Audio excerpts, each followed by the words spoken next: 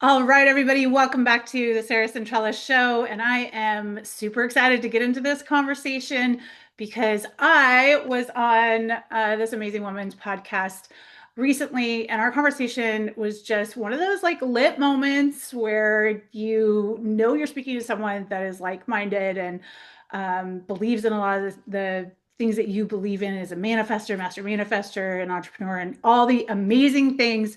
So, everyone, welcome to the show. Alli Arruda, welcome. So excited to have you here, girl. I'm so excited to be here. Woo, thanks for And I having just me. love that like you showed up saging saging your space. I was like, yes.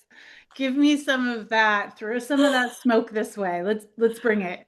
All the woo. Oh my God, funny story that the last time that our cleaning, I call them cleaning angels Yeah. because there's like four or five of them that just roll into our house. Yes. And I had just done a Palo Santo moment of my office, like, I don't Ooh. know, an hour before they got to our house. And the one girl came downstairs and she thought there was like a fire upstairs. And she's like, "Is it safe to go up there?" I was You're like, "No, like, you're good." yes, it's safe and it's cleared and it's like energetically amazing. Yeah, you have Bring the it best room in the on. house, girlfriend. Enjoy. Right, I love it.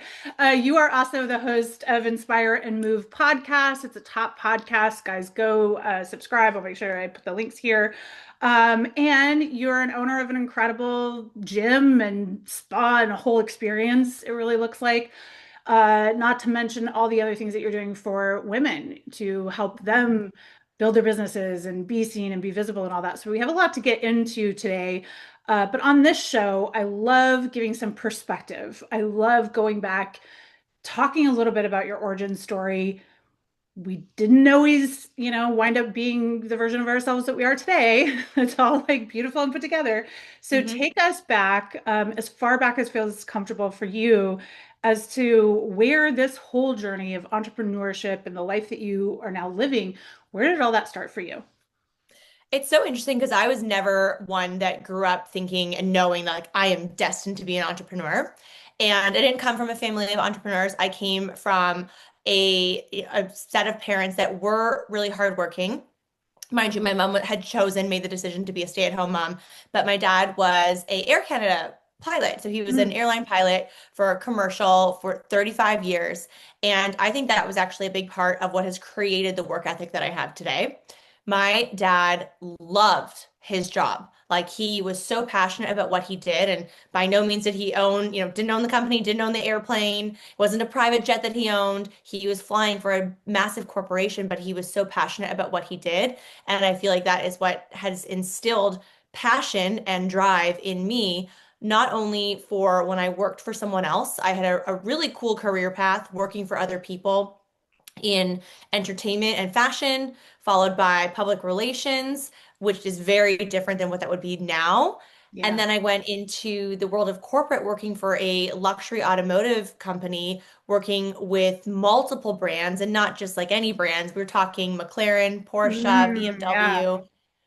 And I just told someone recently how I think that was actually where I was first exposed to a different scale of wealth, of Yeah. being around the CEO that owned the company at the time, and that I ended up having a lovely relationship with in terms of like working relationship. And I met my husband at the company, and then we had built this beautiful friendship with the CEO and being around so many clients that created this desire for big things in my life. And at the heart of all of this was a passion for fitness.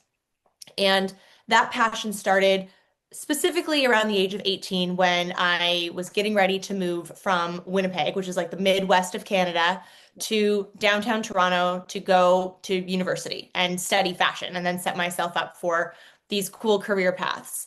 And 2 weeks before I was getting ready to relocate and uproot my life at the age of 18, start a new chapter, my brother died. Oh my God.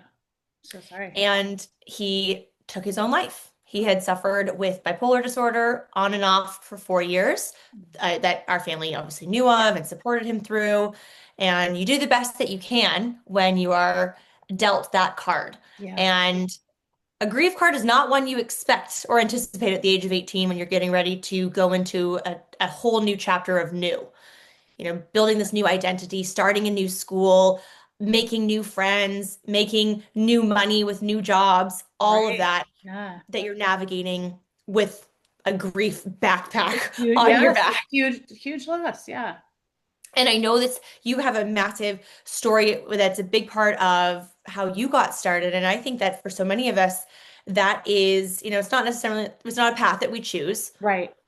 but it is something that we have received, and then Yeah. you navigate from there. And the passion for fitness really started as part of my grief journey. Oh, wow. Yeah. And this is my long-winded way. I know the question was all about how I got No, started no, in this is so perfect. entrepreneurship. There's so much of that that I relate to. Yeah. So this is so perfect. That when I was going through all of these different career paths, and my last career, I was there for 6.5 years when I worked in automotive and with the focus on events and marketing and sponsorship. And I loved my job. I had an amazing job, great salary, friendships, all of the things. And I had this nudge where I was like, I really want to be a personal trainer. Like I really, it's something I want. And Matt and I have like we met, dated, got engaged, got married, and we had a agreement that once we had like celebrated our wedding, we got married in 2017, I would go do my personal training certification. That's amazing. So then I took my work ethic and I would teach 5:30 and 6:30 a.m. classes in group fitness. And then I would commute for an hour and work a full day and then commute the hour home, go to the gym myself and, do it all over again the same day. Wow. That's a lot. Recipe It for was a lot. burnout, maybe?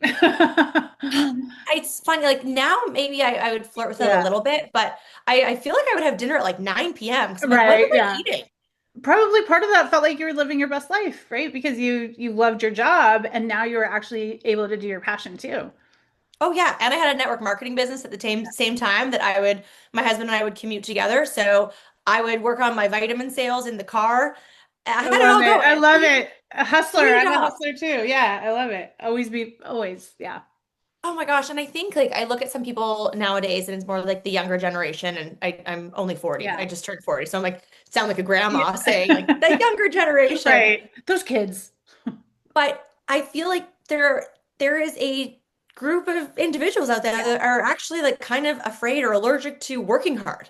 Absolutely. I would totally agree with that. And also there's a lot of messaging out there that's like, all you have to do is sit and flow. And there's a little bit of truth to that because you have to have flow energy in order to get all the Mhm. hustle to pay off. So you have to kind of learn how to find those balances. But like no one is successful who just sat on their couch. Sorry, name me one person. Like doesn't happen. The most No. successful people in the world have worked for to build whatever it was they built. Yeah.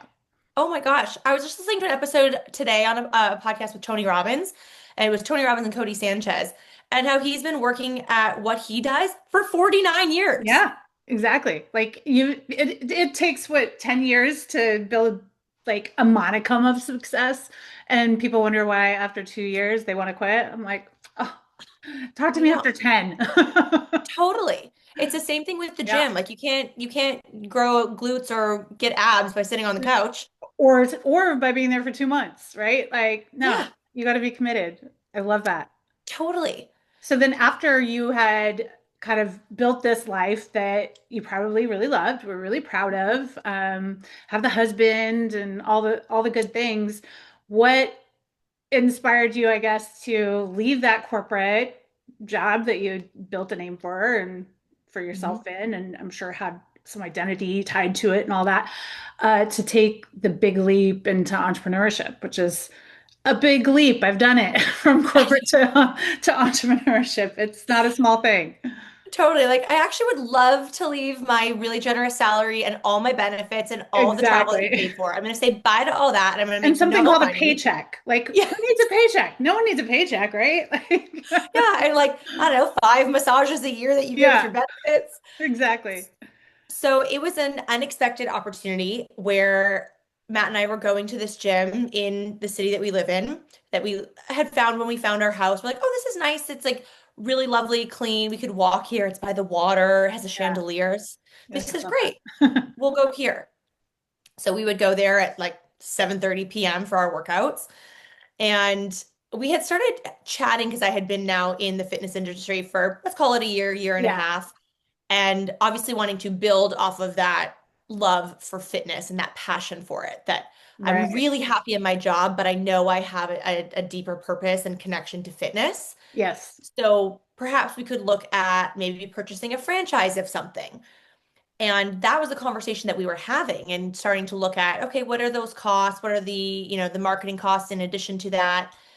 And then one day we were at our local gym finishing a workout, and the owner came by to chat with us and had acknowledged that we're committed to the gym. We seem that we're, for being young and new to the area, we're Yeah. involved in the community. Would we like to buy the gym? You're like, okay. I was like, Had not with thought of what? that before when I was just doing my glutes or on the Stairmaster. That wasn't exactly what I was expecting to have happen today. Yeah. Oh, you would like me to buy this 5,000 square foot Right. facility? How does one purchase this? Right. How does that even, how does that work? And I had been dabbling in personal development at the time because I think that is a great byproduct of network marketing to Mhm. build a backbone and resiliency muscle. Yeah. But I was not equipped with the tools and the resources and network to understand what, completing an asset purchase of buying this business looks like. Yeah, I can't imagine. The whole different ball game from being in corporate or in network marketing. A brick and mortar business is just Yeah. such a different ball game. I was like, I don't know what's under your mattress, but I didn't have that money under my mattress. Exactly. So we took about 6 to 9 months and we did some due diligence. We wanted to understand of like, what is your monthly revenue like? And we saw the gym. It's clean, Yeah. but there was no community, there was no brand, there was no vibe, no Yeah. culture. It Right. was just a lovely, clean place to work out, which for many of us, that was Yeah. great. That checked the Yeah. box. Matt and I immediately then started looking at the opportunity of like, okay, this is exciting if we have something that we can build and create versus purchasing a Right. franchise where you would absolutely have a Yeah. ceiling. Yeah. So came June 19th, or pardon me, June 1st, 2019 rolled around and we completed the purchase for this gym. It was previously called the Gym on Pearl because it was on Pearl Street. And I was like, well, that's not original Creative, right? at all. It And tells you why they didn't have a brand, maybe. yeah, and their main color was orange. No offense to anyone who loves orange as their Orange brand Theory. color. Yeah. It was not a brand color for me. Yeah. And so one of my best friends is brilliant when it comes to creating and designing brands. So we enlisted her even prior to that purchase date, but we rolled up our sleeves and got to work. I mean, I remember June 1st, 2019, Matt was still working in sales with Porsche. So he still commuted every day and went to work. And I was sitting there in the office and basically Googling like how to run a gym, Right? You're like, this is way different than leading a group fitness class. Like, not the same thing at all. trying to understand the software to, sign up members, put them on Yeah. hold, cancel them, change their methods of payment. All of these fun things that for any of us, any of your audience listening, Yep. like we all dabble then in these new things when it comes to entrepreneurship. Yeah. But in this process, decided we wanted to also do some minor renovations to create the space that we wanted to and we had a vision for, redo the branding. And so then we got ready to relaunch in November. We're so excited, like BENCHMARK Fitness. I love this. I want to create a brand that people want to wear on their Yeah. shirt, like their hoodies. And we created merchandise. And then we really started to get to work on creating what we wanted to create. I love it. And it was 2019, right? Oh, yeah. And you know exactly where we're going with this story. I was like, that was the first thing that hit my head when you said you bought that in 2019. I was like, oh, girl. Yeah, and we'll just do Oh, just a quick, footnote that this gym is located in Ontario, Canada, so not, yeah. Texas. Right, right, right. So you were in lockdown for a lot longer than 30 days. Oh my gosh, Sarah, we must have been closed when you stack all of the Yeah. multiple. We had four closures and multiple months at a time. We were probably closed all together, like when you add them all together, a year and a half. Oh, God. How does a brick and mortar business, even think of surviving that? Like, how on earth did you survive that? Truly, I can't even imagine because that is one type of business. You can't take it online, really. I mean, you might have like online classes and stuff, but you still have overhead with that business. You know what I mean? And that's a place where people have to go on a regular basis in order for all the financials to check out. And wow, I can't imagine the devastation. First, before we kind of go into what happened after, like talk to us a little bit about what it's like to have your hopes up so high, see a vision for something that is so exciting and probably at that point all consuming. I mean, you Mhm. put a lot into it by that time, right? You're getting ready for this big launch. Um, and just like be on top of the world, but also nervous and scared because your risk, right? There's risk involved in all these things. And then to have something like COVID hit a month or two later that is completely out of your control. Like walk us through like how the fuck did you get through that? Oh my gosh. And sometimes when people ask me this question, I'll think to myself, like, man, I wish I had like a really great, intelligent answer of like, this is how we navigated it. I survived. But I'm like, I survived, girlfriend. Right? And thankfully Matt still was going to work and we sort of joke, we're like, why were Porsches such a necessary product during that time? Yeah. You couldn't exercise for your physical or mental health, but you could go You buy a could take a drive. $200,000 car. Yeah, you Yeah, could drive. you could get a Porsche. Hmm. So thankfully for us, Matt was still working. I got down and dirty with those vitamin sales. Right?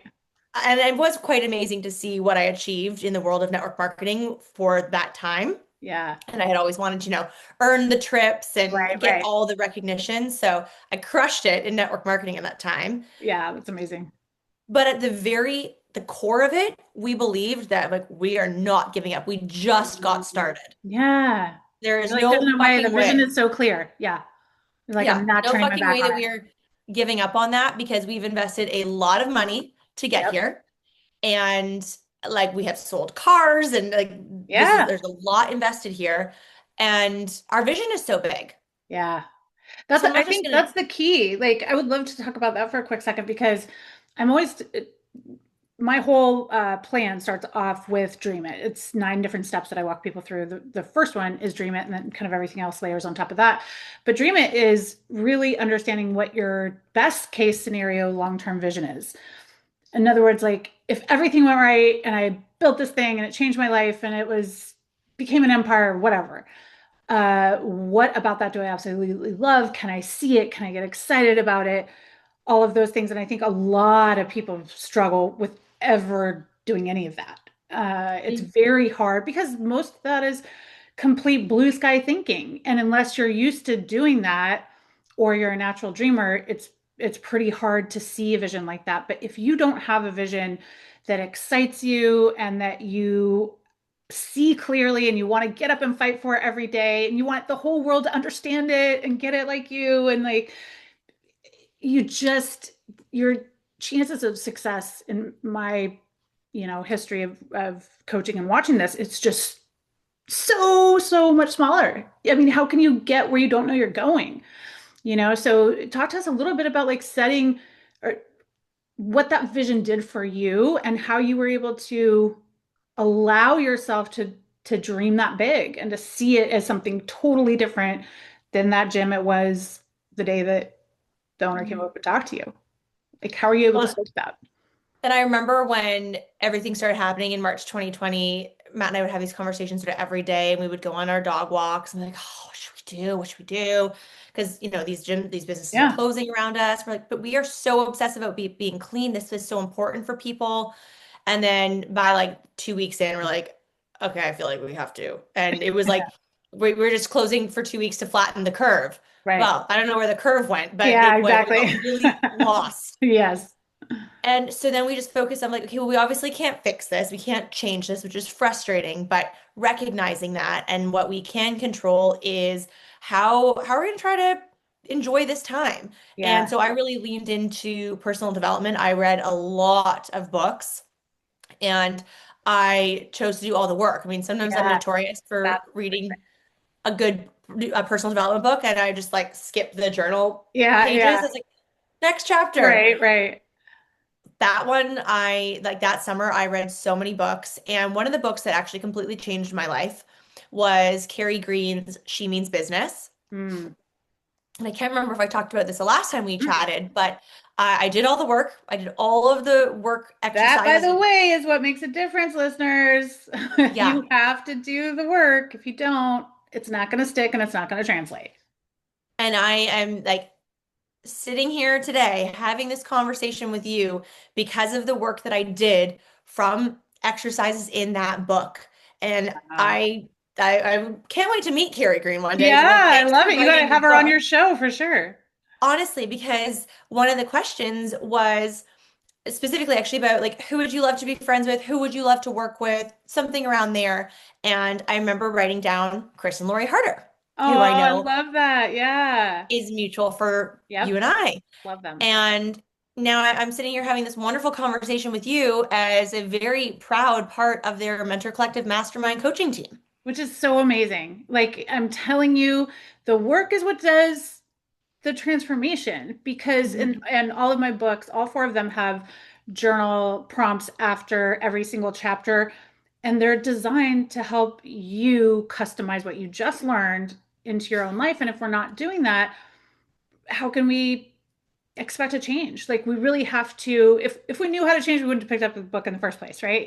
Like we're Mhm. looking for the different tools or tips or whatever it is that we don't already have. So I love that you pointed that out. It's something that I drill into all of my books and to everybody all the time because I want people's lives to change. That's the whole point of doing it in the first place. Is like Mhm. you want that change to stick and to create outcomes. So I love that you did it, and this you got the payoff, which is Yeah. so worth it.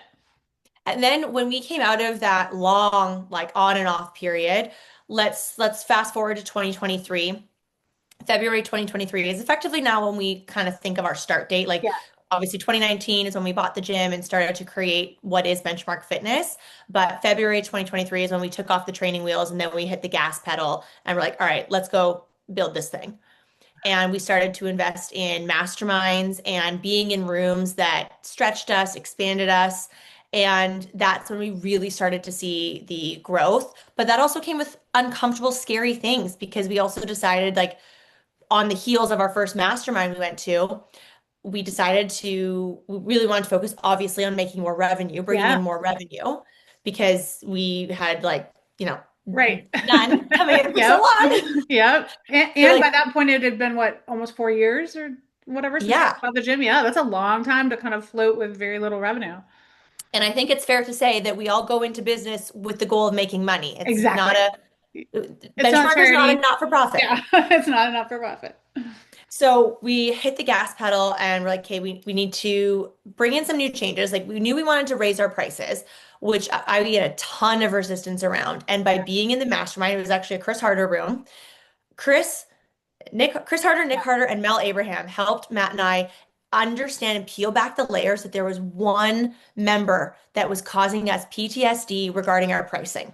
Oh, and that member is a member you probably didn't even want to have in your gym in the first place, right? Nope. And she is a great lesson for us. And this went back into like the pandemic years where Matt had actually had called her and we almost like what someone said we paid her to leave, Yeah. like giving her 2 months back of her.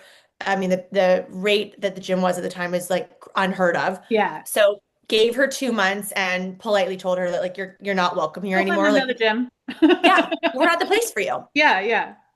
And that's like a lot of things in life and business that you Exactly. can't be everything to everyone. And our gym is not for everyone, and that is totally okay. Yeah, I love that though. I love understanding what it is you're trying to do, the value that it brings, and again, who your ideal client is, right? Who is going Hmm. to love that, who is going to really thrive in an environment that you've created, and being okay with the fact that not everybody is that person.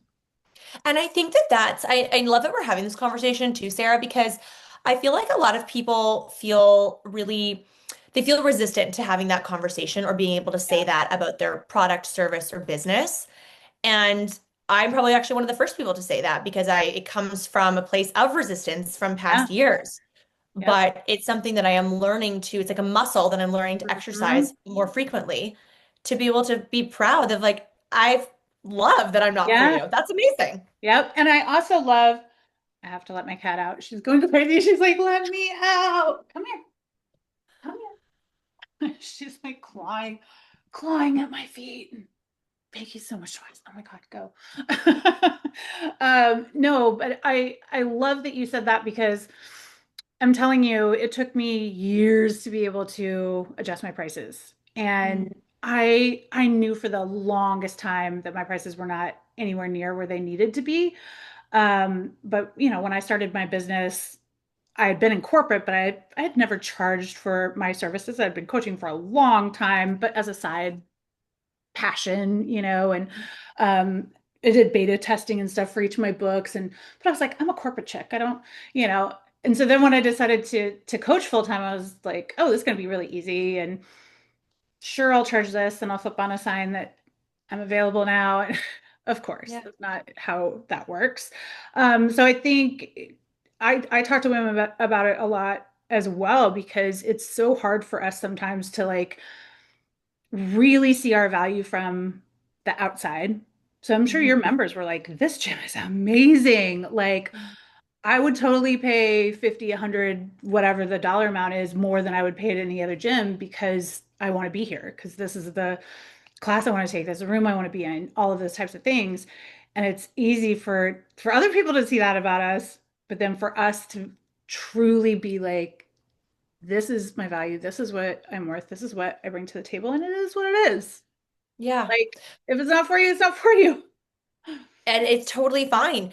And so 2023, we did our first mastermind focused on, okay, yes, we want to bring in more revenue and that will come from increasing prices. But before we do that, let's focus on what kind of value can we pour into this place for the community to experience before we just arbitrarily say, all right, the rate's this now. Yeah, yeah, I love So that. and that was something that's important to us. And we've done this, the two times we've had a more substantial uh, rate adjustment. And we wanted to lean into recovery and bring in experiences that are all under one roof. So you don't have to go to multiple places. You can Yeah, go to the gym, have a great workout, work out with your trainer, but then do some wellness experiences like compression therapy or red light therapy, cold exposure, yeah, I and love that. started to bring in towel service and classes and community events. And now we're entering a time where, for so many years we were told to not be around each other, Yep. that we had always had community as our number one pillar, but that's what we really wanted to dial in and focus on for 2023 and really still to this day. I love that. I love that. And it's so needed. I mean, so many people have had a hard time kind of bouncing back from that isolation. And it's needed more now than ever. So I love that you've been doing that. Now I know that you are a fan of manifesting as well. Hmm. Talk to me a little bit about what manifesting has meant in your life. How have you manifested? Like, what has that journey been like for you? For me, a lot of it comes down to writing. And it even goes back to what I was saying about the summer of 2020 and reading Carrie Green's book. And I would do all of the exercises in a journal. So I'd sort of kind of write, like, who do I want to be friends with or Yeah, what work yeah. with? I love it. Write the question so I would be able to remember Yep. it. And then I would put the answer underneath. I love that. And I've encouraged my husband to do that sometimes he did that with High Performance Habits by Brendon Bouchard, Yep. of just having the book kept in like a certain way and then having the journal to the side. Mm-hmm. So I have found great success from that. And even in like my network marketing days, I would write down, sales goals for the week. Yep. Or one time they were doing a contest that was specific to a wellness product lineup, like protein Yeah, and yeah. protein bars, that was associated with the, first 3 months of the year. So this is also a time where our the gym was closed. Yeah, yeah. So everything is online, but the first place was a Peloton. Oh, I love it. And I was like, I want the I'm getting the Peloton. Peloton. That's mine. Yeah, I was so dead set on that because like I kind of wanted one, but like I can't really justify buying one because I Yeah. own a gym, but I would really like one. So this opportunity came. So I was like, okay, I'm going to opt in for this contest Love it. and I'm going to print out a picture of the Peloton and Yep. I put it like at eye level, like just on top of my MacBook screen. It was on a shelving unit I had in my office at the time. And so every time I'd be working, I could see the Peloton picture. I love it. And guess who won the Peloton? Guess who? I know. I love it. I'm telling you. I love that you talked about writing because writing is one of the 9 steps in my process. Because when I looked at how I had changed my life and started to create the life that I wanted, I went back and looked at all the various components that I did. And writing's been one my whole life. I've always been a journaler and written down my dreams, written down my thoughts, whatever. But it is statistically, I mean, there's tons of studies. Harvard did a great study about what what parts of your brain fire when you're writing with a pen and paper versus what are not firing when you're using any of the technology you're used to using. So there's just so much value in writing it down. And I always find too, it helps me sort my thoughts, and it helps me get clear about anything. So if I ever want to work through anything, I'm grabbing a notepad, grabbing a pen and paper. But writing those goals down, being really specific, being really clear on them. Absolutely. You can go back through your notebooks and just be like, oh, check, check, check, check, check. It's the Yeah. best Well, feeling. and I will say too, like even with the Peloton example, and it depends, I think, on what people's goals are and what they want to Yeah, manifest. But something like that, I also had to be prepared to do the work. absolutely. Yep, It, absolutely. it wasn't just, and I even heard this on this Tony Robbins podcast this morning, how it's not just necessarily like, okay, great, I got all green lights Right, right. on my way to a meeting. I mean, love when that happens, but it's something like this Peloton goal of mine that required me to do a lot of work to Mhm. achieve what was needed and then win the prize. But it Yes. started with the intention of like, I want that. And what And do I have to do to get it? yes, and I'm A going to thousand percent. visualize it. Yep, 1,000%. And that's why I always tell people, they'd be like, I'm looking at my wall next to me, that's floor to ceiling, my future boards, and they're always like, do you stand there and kind of meditate at them? And I'm like, no, I've already decided that that is a future I'm creating and I'm working towards. And what it is for me is a reminder, like this is coming. So this is why you're doing that extra email right now. This is why you're finishing up that proposal right now instead of getting up and going to do something else. Like this is the life that's coming. This is the reward. This is the payoff. This is and that component of me putting action behind what I want and those pictures motivating and fueling that and firing it off, you know what I mean? So that then it leaves that space for the magic. But to me, the magic of manifestation is like 25% of the equation. It's those other pieces. It's me having the clear vision. It's me being willing to say, hey, what do I got to do to make that happen? And then doing it. And then having that visual set as this is what I want. I might not know the timeline. I might not know exactly how it's going to show up, but that's okay. I can do what I can do right now. And I will keep doing that until this happens. And I love that because to me, that is the key in effectively manifesting. Oh my gosh. And Matt and I will actually do a manifestation practice on a daily or for sure weekly I love that. basis, depending on how early our mornings start some days. But we might even just manifest like I'm manifesting 3 new members this week. Oh, I Not love that. Yeah. not 30. Like let's be Right, realistic. right. And we are a boutique space, so I Yeah. can't have, 30 new members in a week. What an Yeah. amazing problem to have. Yep, But exactly. just things like that where it's like who can we attract and still doing the work to create a place that people want to come, Right. but I also am trying to call in like let's bring in 3 new Yeah. people. And what's next? And focusing on okay, how does it grow? How does it expand?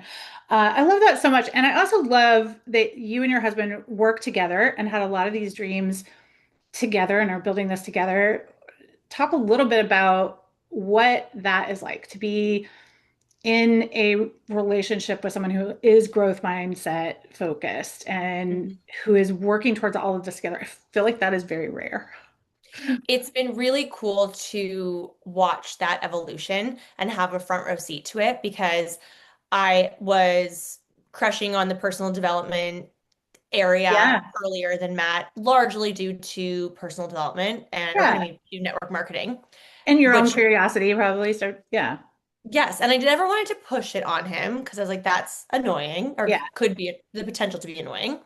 But eventually we went to an event together, and it's a funny story because it was Keisha Getmary's event called Empower Her Live, Yes. Yes. I know her. which should have been a trigger that it's probably a very female dominant event. Oh, did you drag him? Yeah, Poor fully took Matt. I was like, babe, you're gonna love it. Chris Harder's a speaker. This is before we knew Yeah. Chris. Chris Harder's a speaker, and I know you love his podcast, and I actually feel like you guys have a lot in common. Yeah. And Trent Shelton, he's gonna be Yeah. amazing. And it doesn't matter if it's like males or females. I Right, mean, there's right. speakers for everyone. So sure enough, we fly to Arizona, we go to Empower Love Her it. Live, and it is literally like three men in the I audience love it. and like seven men in the back that are the husbands of like Right, you standing up in the guys. back. Yeah. Yes. Yeah, it's like husbands and boyfriends back Yeah. there, and then like one or two other husbands that got roped into coming with their wives. However, Matt loved that event, like in terms of the speakers, Yeah. not so Yeah. much, getting his ears pierced or getting a bath bomb and the Right. activations. It was the quality of the content as a attendee Yeah. and the relationships that we created while we were in Arizona. Yeah. And then, what were the podcasts that he was starting to listen to? And maybe a few books a year. I read a lot more than Right. he does, but he loves podcasts. And that's actually his choice now when we go for our workouts. If he's not working with his trainer, he's listening to podcasts while he's training. I love that. Yeah, I love that. So whatever works for you, individually, I love that you both give each other the space to have your own development journey, Hmm. and do it in a way that, feels good for each of you. But then it probably just helps so much for you to actually execute on the things together because you have a common language, you have a common understanding of some of the core concepts that you're implementing. And I mean, that's a beautiful thing. I love it. What would you say Absolutely. And to anyone out there who like has a husband that is kind of curious about, and this happens a lot. I coach a lot of women, obviously. Mhm. Um, and maybe they know they're paying for their wife to get some coaching and they're seeing some changes in their wife and this is all good and they appreciate it. And maybe they might be a little curious, what can women do to maybe encourage their man to do a little growth, do a little development? Are there any tips? Well, something that we've even done is like we're not massive road trippers, but we now might do like one road trip a year. My sister-in-law lives in New York. We've gone to friends that see them like just outside of Chicago. So those are like, Yeah. reasonable road trips for us to do, and we will listen to audiobooks together. Yeah. Love that. That was my So favorite. Yeah. something like that or if you're just maybe going to the city, we're about 45 minutes from downtown Toronto where we live. So maybe we're going to catch a hockey game, but we could listen to something together in the car. And I think that could be a great way to start on a very micro scale. And it Also, just opens such a good conversation too. Because then you can talk about yes. what you just learned or talk about what they just said. And it just like helps Mhm. deepen your conversation skills as a couple, I think. Oh my gosh, yes. And then if you want, a more extreme end of things, and it's going to come with a larger investment than maybe purchasing an audiobook from Audible Yeah. or wherever you get them, is Matt and I go to a lot of these events together. I love that. So we will go to masterminds together, and that's, paying for two people Yeah. to Yeah. attend the It's a event and lot. two airline tickets, food and drink, all of Right. that. But we find a lot of joy in that where we'll go, a day or two early or stay a day or two late. Maybe it's somewhere where we could, go to a different place for, if Yeah. it's in California, you can go to two different places, something like Right. that, and have a date night. I love now adding an integration day still in the Mhm. destination to maybe sit by the pool and we'll both have notebooks. And so we will always now have a date, whether it is in that city or if it's at home, and we'll have a little, like even at home now, we make a Negroni. We love Love Negroni. So we'll have it. Negronis and a little cheese board and pull out our Yeah. notebooks and say, like, tell me what you learned. Tell me what I you love learned. that.